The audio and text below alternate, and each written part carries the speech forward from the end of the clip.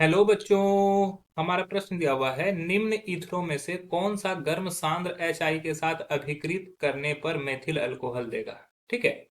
चार ऑप्शन है यहाँ पे, CH3 CH2 CH2 CH2 O CH3, CH3 CH2 CH CH3 O CH3, CH3 C CH3 CH3 O CH3, CH3 CH CH3 CH2 O CH3।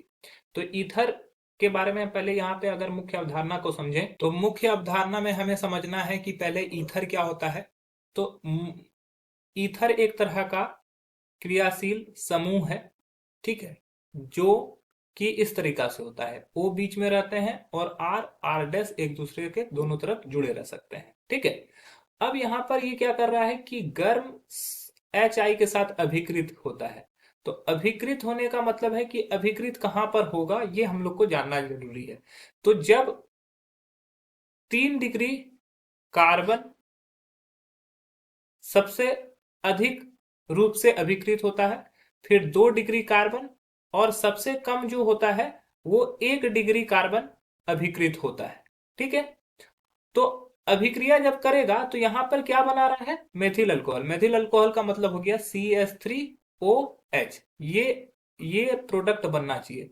तो यहां पर जहां पर 3 डिग्री कार्बन रहेगा वहां पर ये आसानी से प्राप्त हो जाएगा। जबकि अगर 2 डिग्री या 1 डिग्री कार्बन रहेगा तो उसको प्राप्त करना थोड़ा मुश्किल होता है। ये 3 डिग्री कार्बन में अस्थाई भी होता है। तो जहां के कार्बन 3 डिग्री कार्बन बनेगा वहां पर ये ऐसा बनेगा। और 3 डिग्री कार्बन हम लोग कैसे पहचानेंगे, तो उसको हम लोग को समझते हैं।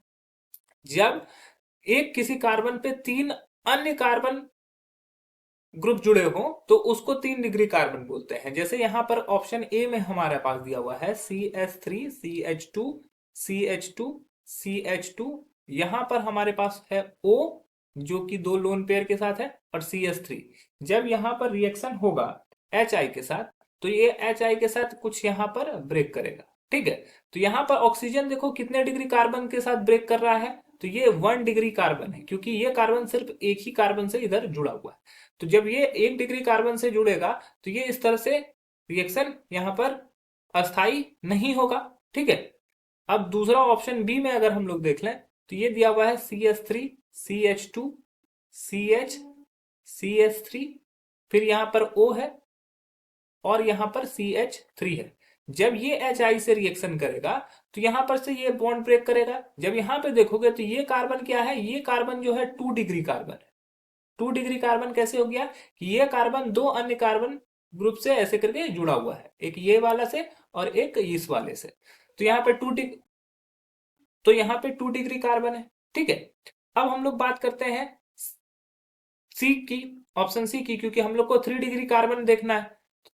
सी में देख रहे हैं कि एक कार्बन जो है 3 अलग अलग कार्बन से जुड़े हुए हैं, और साथ में इधर O है और यहाँ पे CH3 है। जब यहाँ पे गर्म HI से रिएक्शन करेगा तो यहाँ से बॉन्ड ब्रेक करेगा। तो जब इस कार्बन को देखते हैं तो ये कार्बन क्या है, 3 डिग्री कार्बन है। 3 डिग्री कार्बन क्यों है, क्योंकि ये अन्य 3 कार्बन से जुड़े हुए हैं। तो इस तरह से ये 3 डिग्री कार्बन है। तो ये सबसे ये रिएक्शन करके ये क्या करेगा, ये रिएक्शन करने के फलस्वरूप ये कुछ इस प्रकार से बनाएगा,